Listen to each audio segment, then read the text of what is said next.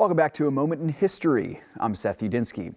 Well, in our travels through history, let's look at one of the most important moments in the history of travel.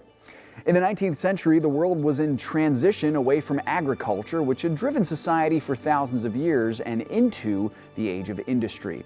The primary engine, and that's a pun intended, for this push towards industry was the railroad. Rail travel would revolutionize land transportation and greatly decrease the travel time over long distances of terrain. In the United States, one such railroad brought the country together at an opportune time when the nation was expanding its borders from Atlantic to Pacific.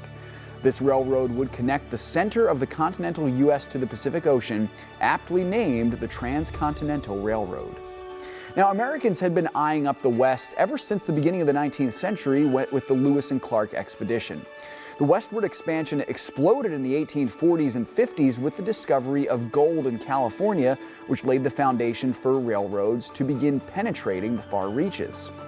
Construction began on this particularly massive rail line in 1862 during the American Civil War, originally led by tycoon Theodore Judah's Central Pacific Railroad Company and building west to east. But shortly thereafter, President Abraham Lincoln, with one eye to the far west while his main attention was on saving the country, created some healthy competition by allowing a rival company, the Union Pacific Railroad, to begin building the railroad from the other side in Missouri.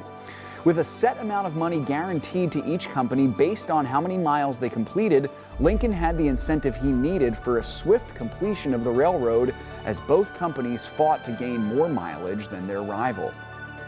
Now, the building of the railroad was no small task, as both companies had to contend with the southwestern deserts, the Great Plains, and the traversion of the massive Rocky Mountains.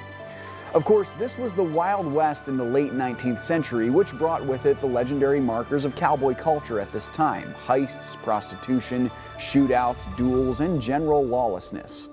But finally, in 1869, U.S. President and former Civil War General Ulysses S. Grant decreed that funding would be withheld from the rival rail companies until they agreed to come to a meeting point. On May 10, 1869, a ceremonial golden spike was nailed into the final piece of the connecting Transcontinental Railroad, completing the project in 7 years' time.